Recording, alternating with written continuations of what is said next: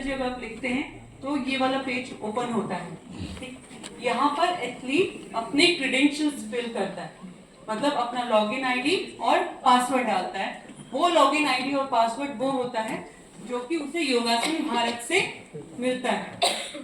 जब रजिस्ट्रेशन के वक्त जब एथलीट अपना एक ईमेल आईडी प्रोवाइड करता है हम लोगों को, उस ईमेल आईडी पर हम लोग उसका आईडी और पासवर्ड शेयर करते हैं, उसको सेंड करते हैं। उसी आईडी और पासवर्ड से एथलीट अपना यहाँ पे डालेगा, अपने क्रेडेंशियल्स डालेगा और पेज ओपन होगा। जो फर्स्ट आईडी पासवर्ड डालने के बाद जो पेज ओपन होगा वो ये वाला होता है, ठीक है। यहाँ पर एथलीट को जाना होता है ऑर्डर ऑफ परफॉर्मेंस पे, ठीक है। He has to click order of performance. Order of performance पे क्लिक करने के बाद नेक्स्ट पेज जो होता है वहां पे जाएगा and then he has to click on add order of performance, ठीक है। बहुत सिंपल है। यहाँ पर जाने के बाद एथलीट्स की पेज ओपन होगा। यहाँ पर पार्टिसिपेंट नेम ऑलरेडी पहले से रहेगा, उसको सिलेक्ट करना पड़ेगा चैंपियनशिप, कौन सा चैंपियनशिप वो खेल रहा है वो सिलेक्ट करने के बाद इवेंट टाइप, उसके जो जितने भी इवेंट्स होंगे 1 2 3 वो यहाँ पर दिखेंगे। उसको जिस इवेंट के लिए अपने आसन कोड फिल करना है वो इवेंट चूज करेगा, राउंड पे जाएगा, जो भी राउंड होगा वो ऑटोमेटिकली पहले से ही दिया हुआ होगा और उसके बाद ये आसन कोड्स ओपन हो जाएंगे, ठीक है। अभी क्या ये ग्रे है ना, अभी यहाँ पे तो अगर सपोज ट्रेडिशनल है, ट्रेडिशनल में क्वार्टर फाइनल राउंड है तो उसमें हमारे पास 5 कंपलसरी आसन होते हैं, 2 ऑप्शनल आसन होते हैं। तो यहाँ पे केवल फर्स्ट और सेकंड आसन उसको फिल करने का ऑप्शन आएगा, बाकी सब ग्रे ही रहेगा, ठीक है। बाकी एक्टिव नहीं रहेंगे, केवल आसन नंबर 1 और आसन नंबर 2 एक्टिव होगा। सिमिलरली अगर वो आर्टिस्टिक इवेंट है तो 10 के 10 आसन उसको एक्टिव मिलेंगे, ठीक। आसन फिल करते वक्त कभी मान लो बच्चे ने एक आसन लिखा, उसके बाद वो उसको सिलेक्ट कर रहा है, वो आसन सिलेक्ट ही नहीं होता। उस टाइप में उस समय क्या करना पड़ेगा, उस बच्चे को चेक करना पड़ेगा उसने वो आसन पहले कोई भी कहीं पर लिख ना दिया।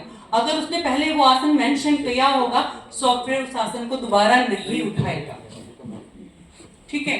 तो कितनी बार बच्चे आते हैं बोलते हैं हम तो कर रहे हैं मैम ये ले ही नहीं रहा है, आसन ही नहीं आ रहा है। क्रॉस चेक करने पे पता चलता है वो ऑलरेडी पहले वो आसन किसी और उसमें मेंशन कर चुका है आसन में, ठीक है। तो ये चीज, इसके बाद simple this is same, this championship select करते हैं हम लोग कौन सी है, इवेंट जो मैंने आपको भी बताया सिंपल वही है। इवेंट पे जाएंगे, इवेंट पे सिलेक्ट करेंगे, आर्टिस्टिक पेयर है, ग्रुप है, जो भी एथलीट का इवेंट हो जाएगा वो आ जाएगा। राउंड सिलेक्ट होगा बिकॉज इट्स अ आर्टिस्टिक, तो यहाँ पे 10 के 10 आपके हाईलाइट वो हो जाएंगे, ठीक है। 10 आसन उसको फिल करने हैं। अगर एथलीट एक भी आसन मिस करता है तो भी सॉफ्टवेयर उसके आसन कोड को एक्सेप्ट नहीं करेगा, ठीक है। सिलेक्ट पे जाएंगे, अब उसका क्या है, बैक बेंड का आसन है या फॉरवर्ड बेंड है, जो भी है। अच्छा बेस, कितनी बार एथलीट्स बेस बनते हैं, ठीक है। एक एथलीट अगर बेस बना है, दूसरा एथलीट उसके ऊपर आसन लगा रहा है, तो जो नीचे जो एथलीट बेस बनता है उसका आसन रहेगा BAC। यहाँ पे जैसे BBF है ना, तो वहां पे मेंशन रहता है BAC। BAC के आगे, हाँ बेस के लिए BAC मेंशन होता है। अब उसको BAC के आगे ABCD भी लिखा रहता है हमारा, वो कैसे चूज करेगा, अगर उसके ऊपर जो एथलीट है वो E कैटेगरी का आसन लगा रहा है तो वो वहां पे मेंशन करेगा BACE, ठीक है। अब मान लो वो बच्चा दोबारा से एथलीट, वो एक जो एथलीट है वो दोबारा से बेस बन रहा है, उसके ऊपर वापस से दूसरा एथलीट आसन लगा रहा है, वो दोबारा E कैटेगरी का आसन है, तो हमारे पास एक और ऑप्शन है, क्योंकि सॉफ्टवेयर एक आसन को 2 बार नहीं उठाता तो he can't mention base E again, तो वहां पे एक और ऑप्शन है बेस E1, ठीक है। पहली बार जब वो बेस बना तो उसने लिखा BACE, जब सेकंड बार वापस से बेस बन रहा है तो लिखेगा BACE1। E इसलिए क्योंकि उसके ऊपर जो एथलीट आसन लगा रहा है वो E कैटेगरी का आसन लगा रहा है। क्लियर, बहुत सिंपल है।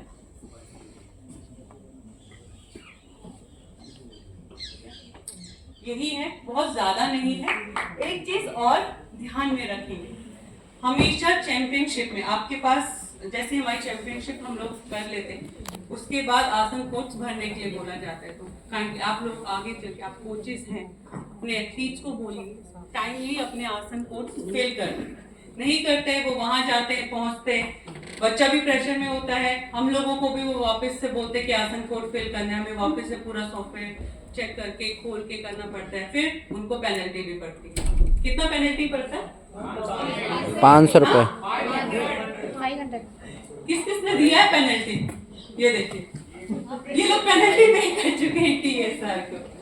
ठीक है, 500 रुपीज की पेनल्टी पड़ती है अगर आपने आसन कोड टाइमली नहीं फिल करेंगे। तो हम वो कोशिश करेंगे कि वो चीज ना हो, हमारे एथलीट्स को वो पेनल्टी पे ना करनी पड़े। एक और चीज यहाँ पे नहीं है, बट हमारा स्कोर बोर्ड होता है। ठीक है, स्कोर बोर्ड में LED में हमारे मार्क्स शो होते हैं। जैसे ही एथलीट्स परफॉर्म करके जाता है तो हमें मार्क्स उसके दिखते हैं। किस किसने देखा है वो स्कोर बोर्ड? सभी ने देखा है। कभी कभी क्या होता है कि वहां पे मार्क्स आ रहे होते हैं और एथलीट का नंबर एकदम टॉप पे चल रहा होता है, सभी जजेस के 80s 90s में मार्क्स आ रहे हैं और 112 सपोज रफ फिगर है बना, उसके बाद पेंडिंग में है, एकदम से टॉप पे चल रहा है बच्चा, कंप्लीट होते होते वो फर्स्ट पोजीशन से सीधा 9th पोजीशन पे या 10th पोजीशन पे आता है और वहां पे कोचेस कहते हैं यहाँ तो चीटिंग हो गई हमारे एथलीट के साथ, अभी तो फर्स्ट पोजीशन पे चल रहा था और फिर एकदम से वो नीचे आ गया। रीजन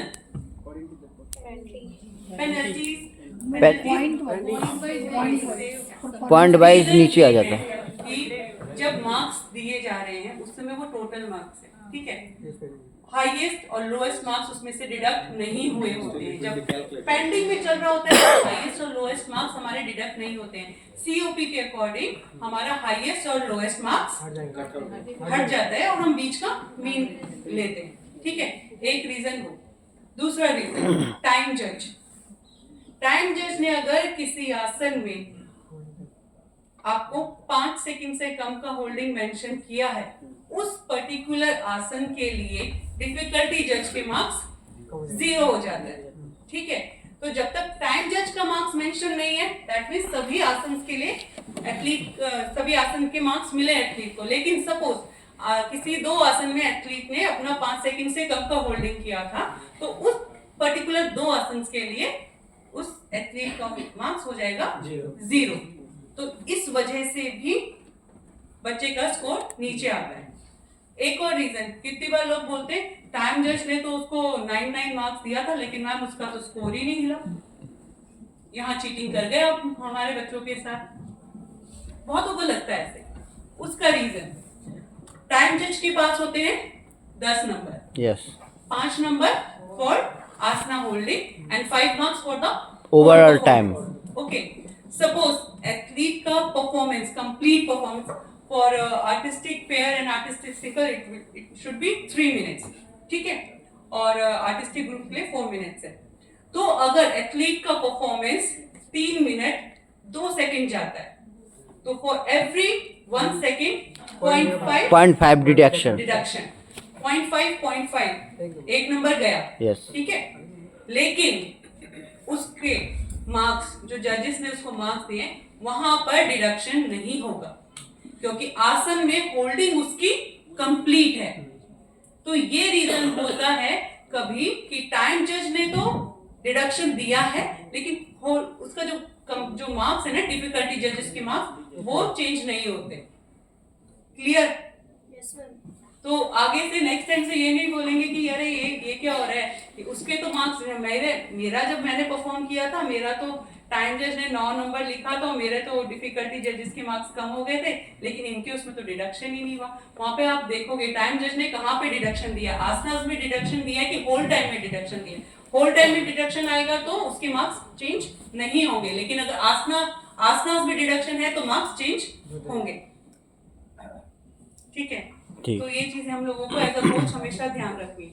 टाइमली बच्चे आसन कोड फिल कर दें और जब रिजल्ट डिस्प्ले होता है तो हमें उस रिजल्ट को रीड करना भी आना चाहिए। एक बच्चा आके बोला मैम इवैल्यूएटर ने तो हमें 0 मार्क्स दिए हैं।